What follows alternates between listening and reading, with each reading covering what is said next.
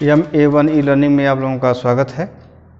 हम लोग क्वेश्चन पढ़ रहे थे, यहाँ पे लीनियर प्रोग्रामिंग चल रहा था। चैप्टर आपका 12.2 है। क्वेश्चन लिया गया है 6 वाला कि एक कुटीर उद्योग निर्माता पेडेस्टल, लैंप और लकड़ी के सेट बनाता है। प्रत्येक के निर्माण में एक रगड़ने में या काटने में एक स्प्रे की आवश्यकता पड़ती है, ठीक ना। एक लैंप के निर्माण में 2 घंटे रगड़ने या काटने और 3 घंटे स्प्रे की आवश्यकता होती है, जबकि एक सेट के निर्माण में 1 घंटा रगड़ने, काटने और 2 घंटे स्प्रेयर की आवश्यकता होती है, ठीक ना। तो यहाँ आपसे क्या कह रहा है, 2 काम बन जा रहा है। कुटीर उद्योग लिया गया है, पेडेस्टल लैंप, एक लैंप है और लकड़ी का एक शेड है ना। पेडेस्टल लैंप है भाई यहाँ पे, और लकड़ी का क्या है, शेड। 2 काम हो रहा है। प्रत्येक के निर्माण में एक रगड़ने और काटने में एक स्प्रेयर की आवश्यकता पड़ती है। कह रहा है कि एक स्प्रे की आवश्यकता पड़ती है और लैंप के निर्माण में 2 घंटे रगड़ने, काटने और 3 घंटे स्प्रेयर की आवश्यकता होती है। यानी 2 काम हो रहा है, एक रगड़ने और काटने वाला काम हो रहा है, दूसरा काम हो रहा है स्प्रेयर की आवश्यकता पड़ती है। तो आपके पास है क्या, लैंप है, एक लैंप है और लकड़ी का शेड है, ठीक ना। तो ऐसे बनाएंगे कॉलम। अब हमसे कहा जा रहा है यहाँ पे प्रत्येक के निर्माण में एक रगड़ने में काटने स्प्रे की आवश्यकता होती है। एक लैंप के निर्माण में 2 घंटा रगड़ने काटने, तो बोलेंगे रगड़ने आब्लिक काटने, ठीक ना। तो यहाँ उसको ऐसा कॉलम बना लेते हैं भाई, रगड़ने काटने और 3 घंटे स्प्रेयर। तो स्प्रेयर की आवश्यकता होती है यहाँ पे है। कह रहे हैं 3 घंटा जो रगड़ना है आपको, सवाल में दिया गया है कि 2 घंटे रगड़ने काटने में ना, तो यहाँ पे 2 घंटा ही हो जाएगा ये। 3 घंटे स्प्रेयर की आवश्यकता होती है। दूसरी दिशा में कहा जा रहा है जबकि एक सेट के निर्माण में 1 घंटा, जबकि एक सेट के निर्माण में 1 घंटा रगड़ने काटने और 2 घंटा स्प्रेयर की आवश्यकता पड़ती है। यहाँ पर दिया गया है 2 घंटा। फिर कह रहे हैं स्प्रेयर की मशीन प्रतिदिन अधिकतम 20 घंटा काम करती है। स्प्रेयर की जो मशीन है वह अधिकतम कितना काम करती है, 20 घंटा प्रतिदिन ना। यहाँ पर दिया गया भाई आपका, ठीक है। तो यह 20 घंटा आपका प्रतिदिन काम करती है। और फिर रगड़ने काटने की मशीन प्रतिदिन 12 घंटा काम करती है, ठीक है। कह रहे हैं फिर कि आपको आगे एक लैंप की बिक्री पर 5 रुपया लाभ, जो लैंप है उस पर लाभ कितना हो रहा है, इसको 5 रुपया प्रति लैंप पे हो रहा है।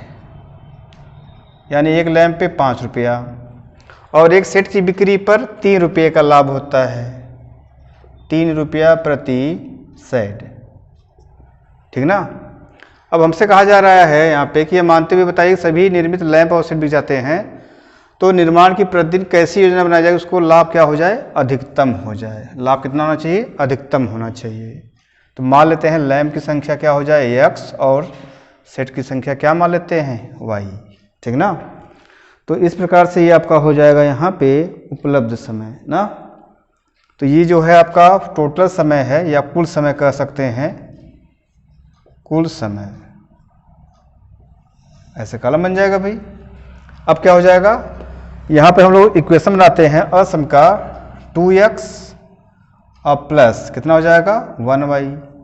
रगड़ने और काटने के हिसाब से कितना होना चाहिए, अधिकतम होना चाहिए, कितना, 12 से। अधिकतम का मतलब हो जाएगा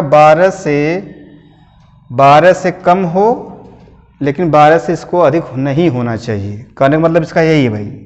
तो 12 हो जाएगा इक्वेशन 1 एंड 3x, ये आपका एक स्प्रे में हो जाएगा, तो x में हो जाएगा आपका 3x, और plus 2y less than equal to कितना, यहाँ हो जाएगा 20। फिर हमसे कह रहे हैं कि 5 रुपया प्रति लाभ, तो उद्देश्य फलन कितना हो जाएगा, यहाँ से उद्देश्य फलन मिल जाएगा। उद्देश्य फलन z इक्वल टू यहाँ हो जाएगा 5x और प्लस 3y, ठीक ना। ये आपका हो जाएगा उद्देश्य फलन हो जाएगा यहाँ पे। अब इसके बाद हम लोग आगे कई बार क्रिया प्रतिक्रिया किए हुए हैं। 2x plus Y less than इतना है आपका 3x plus 2y less than equal to 20, ठीक ना।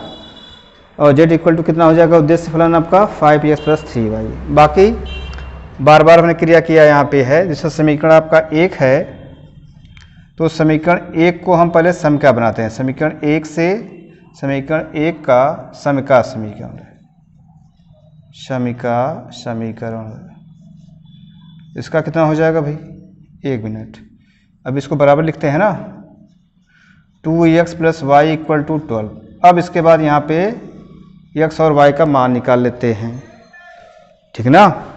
तो जैसे मैंने आपको बताया भी है कि x का मान क्या कर देते हैं, एक बार 0 रखते हैं। आप एक बार क्या करते हैं, 0 रखते हैं यहाँ पे। जैसे देखिएगा ये x हो जाएगा, ये y हो जाएगा। x का मान 0 अगर रखेंगे तो y का मान कितना आ जाएगा? 12। y का मान 0 रखेंगे तो इसका मान हो जाएगा 6।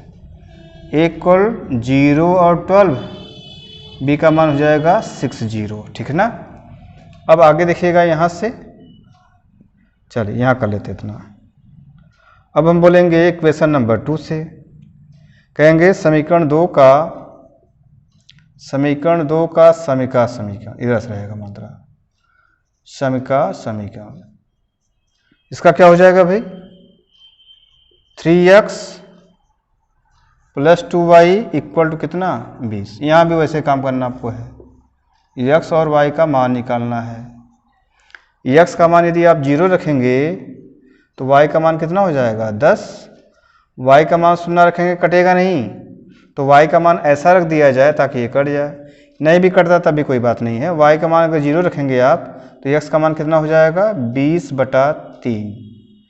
अगर इसको मान लीजिए डिवाइड करते हैं आप, तो 3 × 6 = 18, 2 हो जाएगा। 3 × 6 = 18, 6.6 नियर अबाउट हो जाएगा।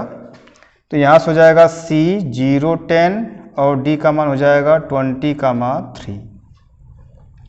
कटान बिंदु भी निकाल लेते हैं इनका। जैसे यहाँ 2x + y है समीकरण 3, और इनको क्या कर लेते हैं? समीकरण 4।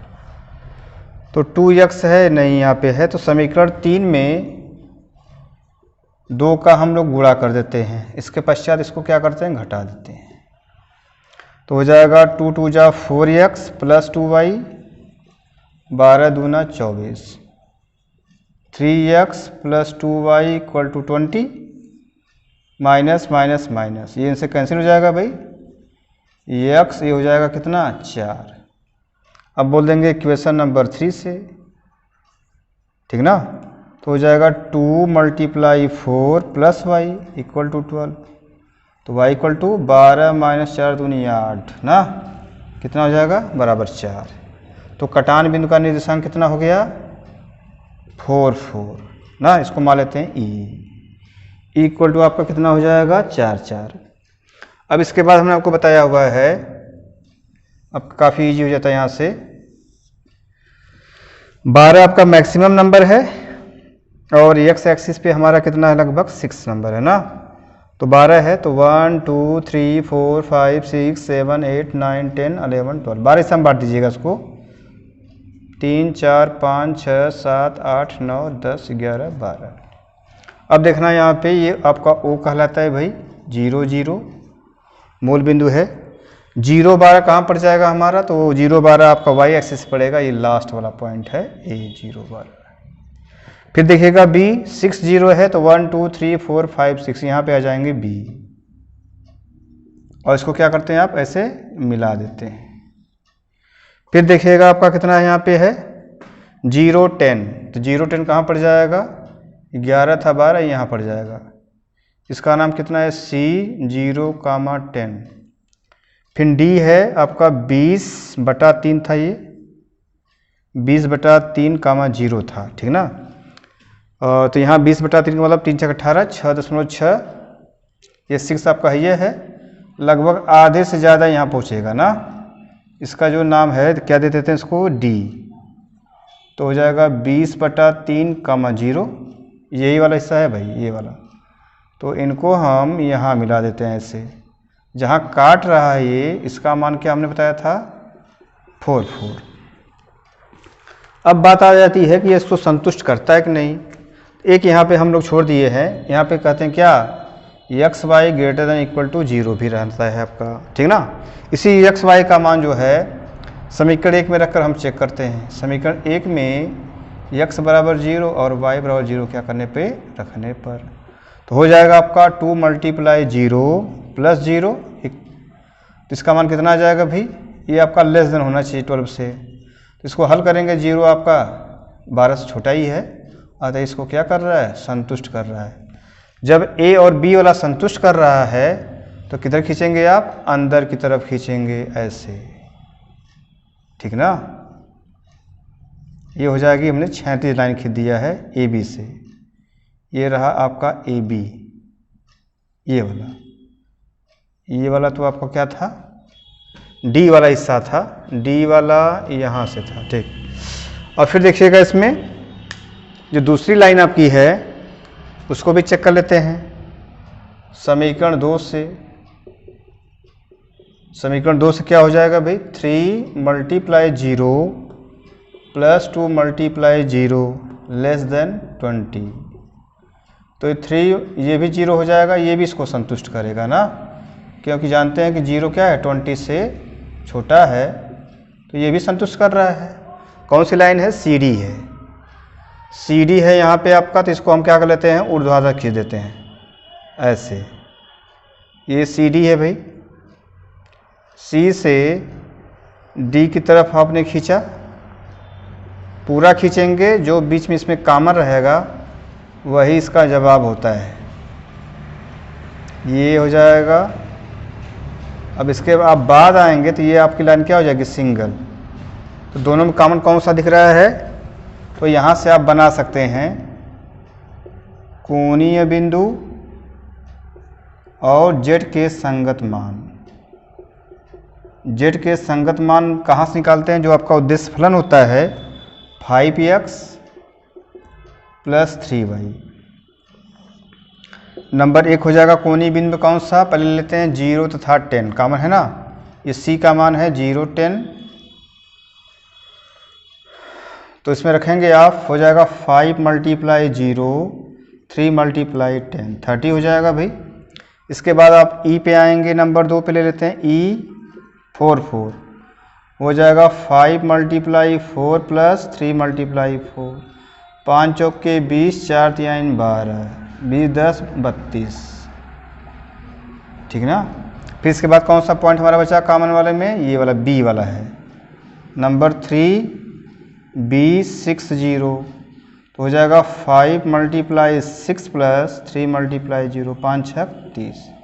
तो अब यहाँ अगर आप देख रहे होंगे तो आपका अधिकतम मान क्या है, 32। 32 किस पॉइंट पे है, तो आप कहेंगे 4 4 पे है ना। तो इसको आपको अधिकतम लाभ कितना हो जाएगा, पूछा गया था अधिकतम लाभ, तो आप बोलेंगे अधिकतम लाभ कितना हो जाएगा, 32 का 32 रुपये का। और क्या पॉइंट होना चाहिए इसको, लैंप की संख्या कितनी हो जाएगी, 4। लैंप की संख्या कितनी, 4। और सेट की भी संख्या कितनी हो जाएगी भाई, 4। यही आपका आंसर हो जाएगा, ठीक ना। तो ये आपसे पूछा गया था कि इसको अधिकतम लाभ कितना होगा, उसको अधिकतम लाभ कितना होगा और लैंप तथा सेट की संख्या कितनी होगी। देख लीजिएगा, ये आपका अधिकतम लाभ हो जाएगा, ठीक ना। और जो ये 4 आपका है, यहाँ पे कह सकते हैं आप लैंप की संख्या कितना, 4, और सेट की संख्या, इसकी भी संख्या कितनी हो जाएगी, 4। ये आपसे आंसर पूछा गया था कि क्या हो जाएगा, ठीक ना। तो इस प्रकार से इस क्वेश्चन को आप लगा सकते हैं। ऐसे ही पिछला वाला क्वेश्चन भी था आपका 5 वाला, वो भी ऐसे ही है, ठीक ना। उसको भी आप ऐसे ही करिएगा। उम्मीद करते हैं कि आपको समझ में आ गया होगा। फिर मिलते हैं नेक्स्ट वीडियो में। धन्यवाद।